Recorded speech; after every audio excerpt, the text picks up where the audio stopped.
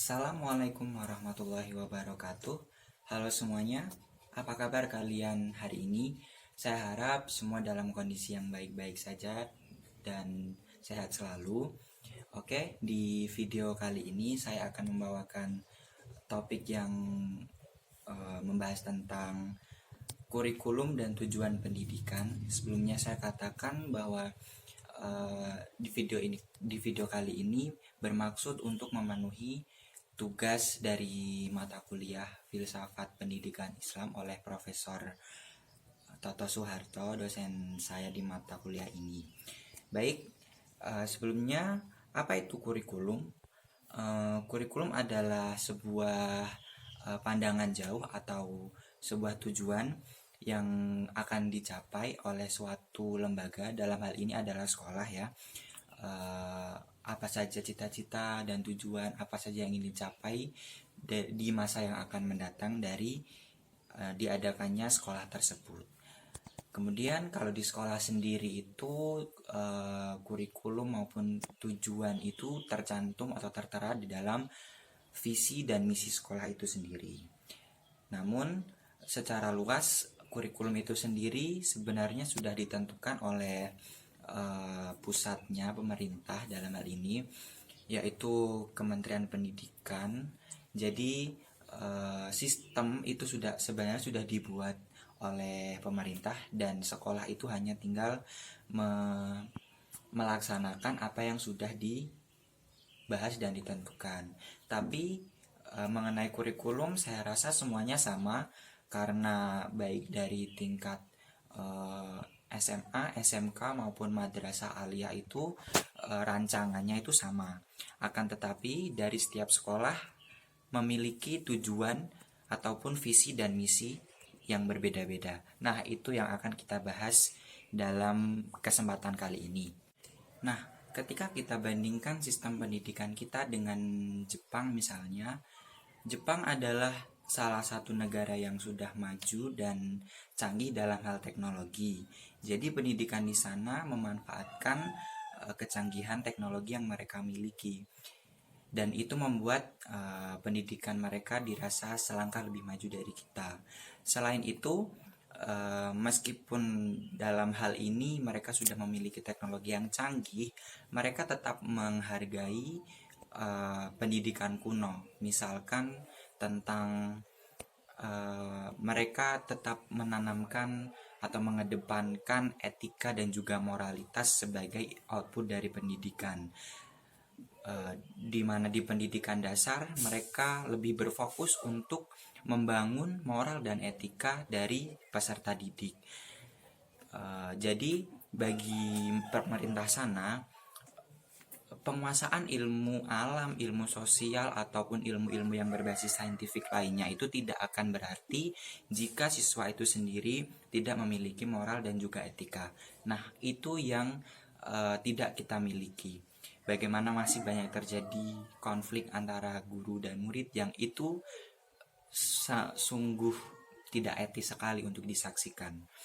Kemudian ketika kita bandingkan dengan negara dengan sistem pendidikan terbaik di dunia, Finlandia, mereka lebih membuat atau menciptakan suasana belajar yang nyaman bagi siswa, yaitu dengan tidak memaksa siswa untuk terus-terusan belajar, lebih memberikan kesempatan siswa untuk banyak beristirahat. Jadi siswa tidak merasa tertekan dengan pembelajaran. Berbeda dengan yang dilakukan di Indonesia, bagaimana siswa dituntut dengan banyak sekali mata pelajaran, mulai dari SD, SMP, SMA.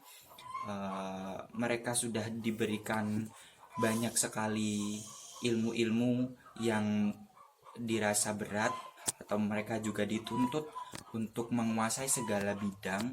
Terlebih lagi masih banyak sekali guru-guru yang memberikan pekerjaan rumah, dan itu sesuatu yang membuat siswa merasa jenuh dengan sebuah hal yang bernama belajar.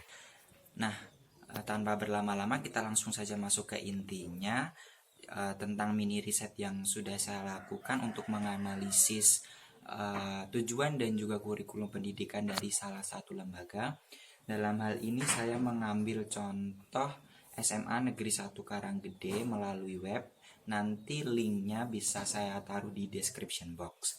Nah, berikut ini akan saya paparkan mengenai visi dan misi dari SMA Negeri 1 Karanggede, sekolah yang saya pilih untuk saya teliti, yaitu visinya untuk menjadi sekolah unggulan untuk menghasilkan lulusan yang cerdas, berkarakter, mandiri, dan berwawasan lingkungan. Nah, dari sini sudah jelas bahwa sekolah ini memiliki tujuan, cita-cita untuk menjadi sekolah unggulan yang menghasilkan siswa-siswa dengan lulusan yang cerdas, berkarakter, mandiri. Nah, mandiri ini mungkin prospeknya agar mereka memiliki siswa-siswa yang langsung siap kerja atau yang lain, karena memang pada dasarnya untuk tingkat SMA ini tujuan dari sekolah adalah untuk diaplikasikan ke perguruan tinggi, berbeda dengan SMK yang akan menghasilkan lulusan yang siap kerja, dan juga madrasah aliyah yang menghasilkan lulusan berbasis agamis. Terlebih lagi, sekolah ini juga ingin menjadi sekolah yang berwawasan lingkungan atau sekolah adiwiyata. Jika ditilik dari misi atau hal-hal yang ingin mereka lakukan untuk menunjang tujuan yang ingin mereka capai, yang pertama, melaksanakan kegiatan pembelajaran dan bimbingan yang efektif, efisien, menyenangkan, dan berbasis saintifik. Nah, itu yang perlu digarisbawahi. Saintifik berarti mereka lebih mengedepankan pembelajaran dengan ilmu-ilmu pengetahuan atau ilmu-ilmu sosial sesuai dengan rumpun mereka. Biasanya kalau di SMA itu ada jurusan IPA, IPS maupun bahasa. Kemudian mengembangkan potensi, bakat, dan minat peserta didik di bidang akademis maupun non-akademis untuk tumbuh, berkembang, berprestasi secara optimal. Nah, di sini yang saya garis bawahi adalah mengembangkan minat dan bakat di bidang akademis maupun non-akademis. Jadi, mereka tidak hanya memanfaatkan sistem pembelajaran intrakurikuler melalui kegiatan belajar mengajar resmi di sekolah seperti jam pelajaran biasa, tetapi mereka juga memanfaatkan atau mengoptimalkan kegiatan ekstrakurikuler untuk lebih menggali potensi yang dimiliki oleh siswa-siswi mereka. Kemudian mengembangkan karakter peserta didik melalui proses pemahaman, pengkondisian, pembiasaan, dan keteladanan. Ini mungkin mereka hanya akan memperketat dari tata tertib dan menuntut siswa untuk mematuhi, untuk membentuk siswa-siswi yang bermoral dan berkarakter. Kemudian misi selanjutnya adalah menumbuh kembangkan sikap mental kewirausahaan pada peserta didik melalui kegiatan pembelajaran yang terintegrasi, pembiasaan, serta kegiatan ekstrakurikuler secara terprogram berkelanjutan.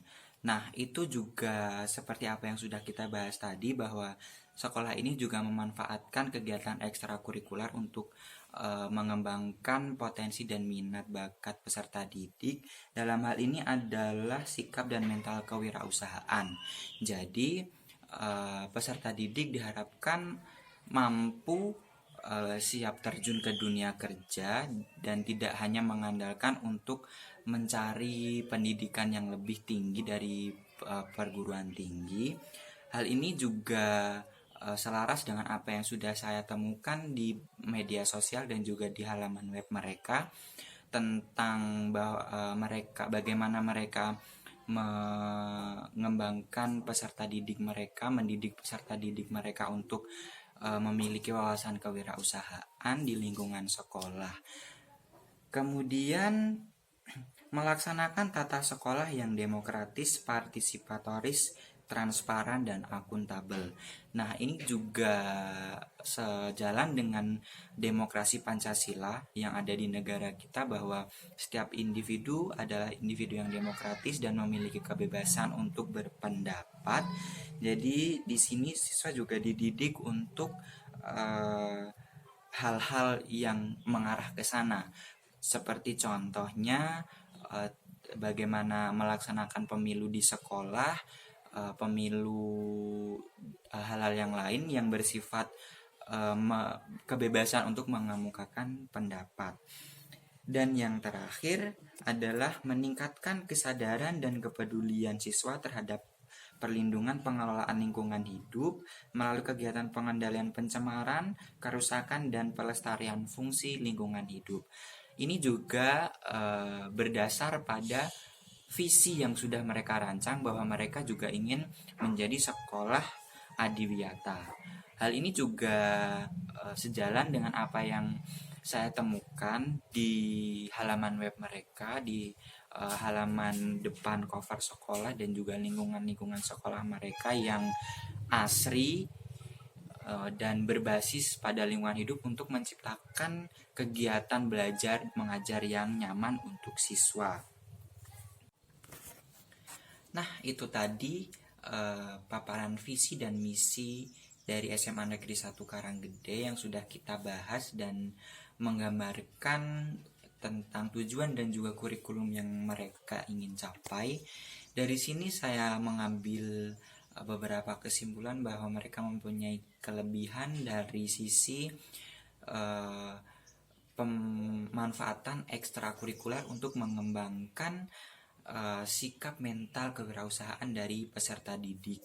Hal ini dirasa efektif jika kegiatan dilaksanakan secara terprogram dan juga berkelanjutan, sehingga nantinya lulusan diharapkan mampu untuk siap bekerja, dan ini mampu menanggulangi tingginya angka pengangguran yang ada di Indonesia.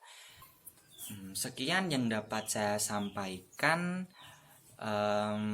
Kita semua berharap semoga pendidikan yang ada di Indonesia ini bisa terus maju, kekurangan yang kita miliki bisa segera diperbaiki, baik dari segi sarana prasarana, fasilitas, kesenjangan, sumber daya manusia, dan lain-lain itu bisa kita atasi bersama, dan juga pendidikan di Indonesia ini dapat mencapai tujuan yang benar-benar ingin kita raih, yaitu kesuksesan. Terima kasih atas perhatiannya. Kurang lebihnya selama bertutur cakap di sini saya mohon maaf, dan semoga ini bisa bermanfaat bagi kita semua. Billahi taufiq wal hidayah wa ridho wal inayah. Wassalamualaikum warahmatullahi wabarakatuh.